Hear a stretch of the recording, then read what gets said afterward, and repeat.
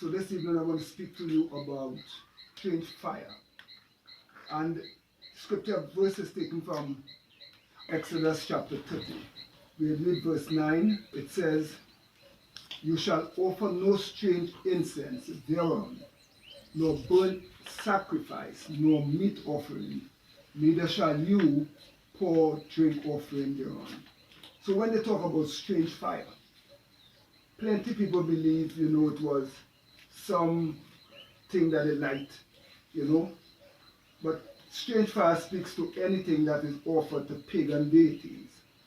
Now today I have watched and I have seen since when we were in Christianity, this concept of whereby people burning incense.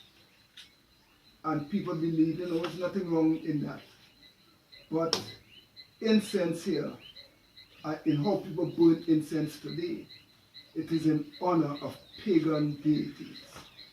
Every incense that you burn is in honor of some deity, whether it be African, whether it be in Hinduism, whether it be in Chinese, whatever. Each incense, they carry a certain spirit. So, and plenty people, including Christians, burn incense. And here they would say, well, there's no scriptural evidence of anything that say that you should not burn incense or anything like that. And let us continue in 34 to 38. And Yahuwah said unto Moses, "Take unto thee sweet spices, stacte," which is actually nataf, right? It is like a gum. It's like a gum that is used for incense, an aromatic gum. Okay? So when people talk about incense, they make you feel that incense that they burn today is what they burn donkey years in the time of Masha. But this is a completely different thing as we talk about incense. Okay? The others will take another thing by the name of onika, which again they say it was an ingredient that they used.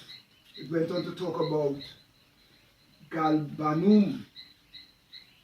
Galbanum, they say that is a kind of resin, also a gum, that was considered kadash. In conjunction to that, they said that these sweet spices were pure frankincense. Hear the word pure. Today, the frankincense or the what they like incense, that is not pure incense. It is not pure because it has been dedicated to pagan deities. So when people use incense, they use it to ward off evil. Incense today are used as a form of protection. Incense is used as a form of calling or summoning demonic power to give you strength, to give you power to do evil, to fight and to do all these different things. People use it for these things. And they make you believe that incense, it is so innocent. He said, "And thou shalt make it a perfume of a confection after the art of the apoctica, tempered together, pure and kadash. And thou shalt beat some of it very small and put on it before the testimony in the tabernacle of the congregation, where I will meet with thee, and it shall be unto thee most kadash. And as for the perfume which thou shalt make, you shall not make to yourselves according to the composition thereof." Hear the words, do not make for yourself, because it is kadash, only to be used in the tabernacle. He went on to say, "Therefore it shall be unto thee kadash for Yahuwah. And whosoever shall make like unto that, to smell thereof, shall be cut off from the people." So we look at that. We also can look at Amos 4:5. The scripture says, and he offered a sacrifice of thanksgiving with leaven, and proclaimed and published the free offering. For this liketh you, you children of Yahshua, said Yahuwah. So how can they here offer a thanksgiving, a sacrifice of thanksgiving with leaven in it, and proclaim it and publish it as a free will offering, right? And Yah was to rebuke them in that he saw their uncleanliness, etc. So the point I'm making is that there is a purpose. People don't do anything without a purpose. People don't just get up one day and say, look, I'm going to use Kadanga water. Everything that they use is for a purpose. Likewise, incense are used for a purpose. Leviticus 24:7. And thou shalt put pure frankincense upon each roll, that it may be on the bread for a memorial, even an offering made by fire unto Yahuwah. So again, we are seeing the whole concept that there must be pure offering. It must be pure incense, right? Let's continue to watch at some scriptures, so the scriptures can speak for themselves. Jeremiah 6:20. He said here, to what purpose cometh there to me incense from Sheba? What purpose? Because the here it is, they bring in incense from Sheba, and the sweet cane from a far country. Your burnt offerings are not acceptable, nor your sacrifices sweet unto me. So people have offered strange incense, strange fire unto Yahuwah, and we must be very mindful that even that these incenses that people use today, as simple as you see it, it is used for magical powers. People use it to invoke spell, because in pagan religions, all of them use incense.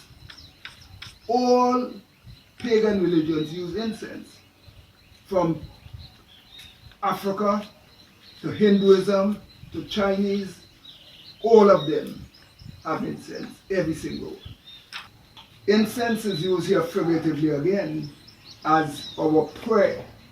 Prayer is seen as incense to give it to Yah. But when Yahuwah talk about frankincense and myrrh and these different things, it speaks to a specific fragrance or aroma that he is looking for.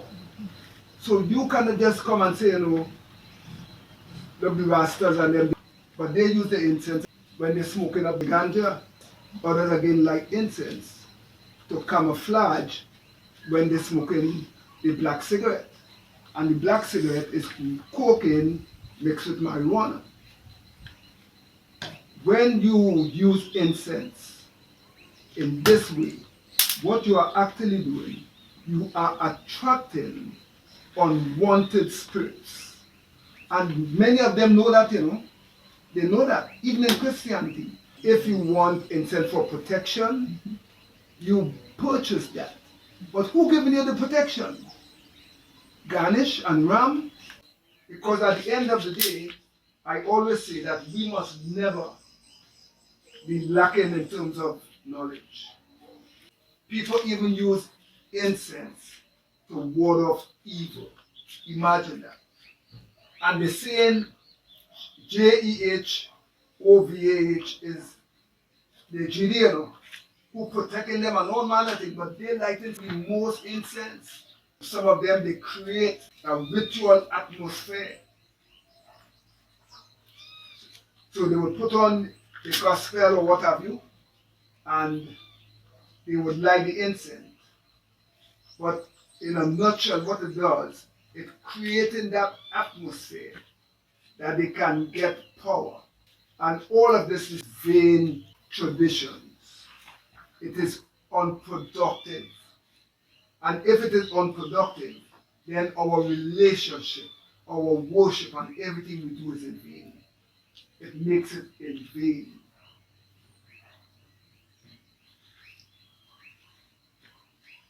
So I close this evening reminding you that Yahuwah's frankincense that he told Moses and Masha, these people to make, this was referred to pure incense.